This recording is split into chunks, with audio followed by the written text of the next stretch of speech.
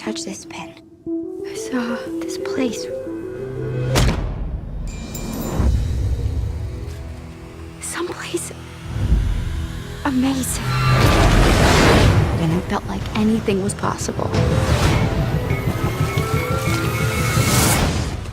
And then it was gone.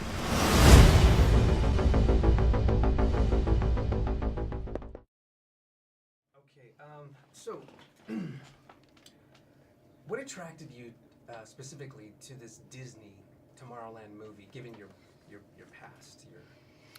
Well, I mean, Walt Disney and his work really influenced me strongly as a child, and I had a chance to visit the Disney studios when I was 11 and meet a lot of the guys that had worked with Walt, and actually got mentored by a couple of them.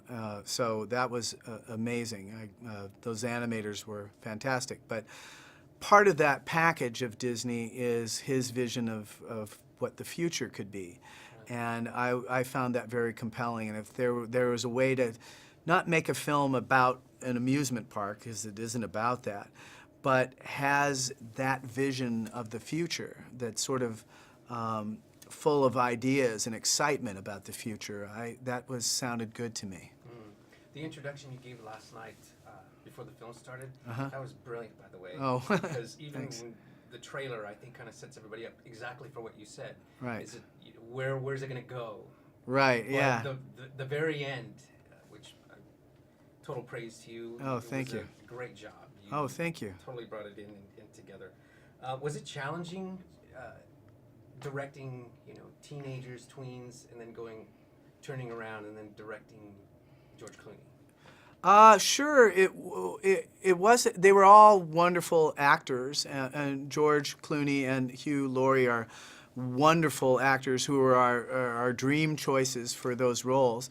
But it was also an opportunity to work with some really new, fresh faces like Britt Robertson, who plays Casey, and Raffey Cassidy, who plays Athena, and some great supporting actors like Tim McGraw and Keegan-Michael Key. But it was more about getting a consistent tone. That's what was a challenge, because the movie was a finicky creature. It was really easy to explain too much and to explain too little. And getting that balance between the two was very tricky. You did a great job. Oh, thank you. Are you happy with your film? Yeah, I am. It's kind of, some films you say, this is what I want it to be, and then it just turns out to be that. Other films, you start going in and saying, this is what you are, and the film says, no, I'm not. I'm this. And it becomes this negotiation. Right. I think that you need to be aware of what the movie is telling you it wants to be.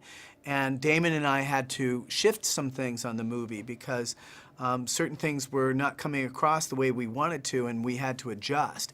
But being alive to that and awake to that is one of the pleasures of filmmaking process. I was explaining to everybody that the scene where about the wolf, the good or the bad, that to me, that right there was the challenge, to make that the film, and that is the film. Oh, great. The good, the bad, and then we have the opportunity to choose. Yeah. Brilliant. Oh, well, thank you. Okay, Thank you very much. One quick question. What advice would you give to a college student to try to get to where you are? In film? In film. I think that there are more tools to make films now than there have ever been.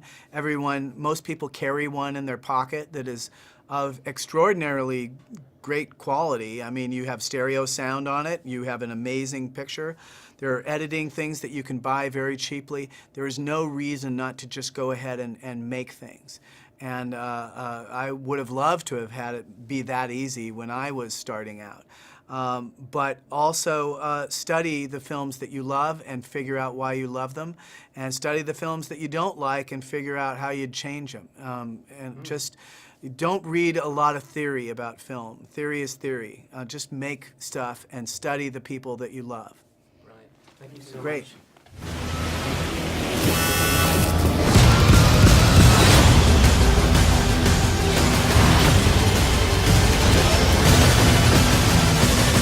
Hang on.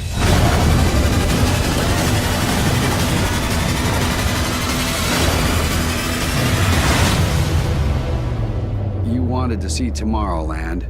Here it comes.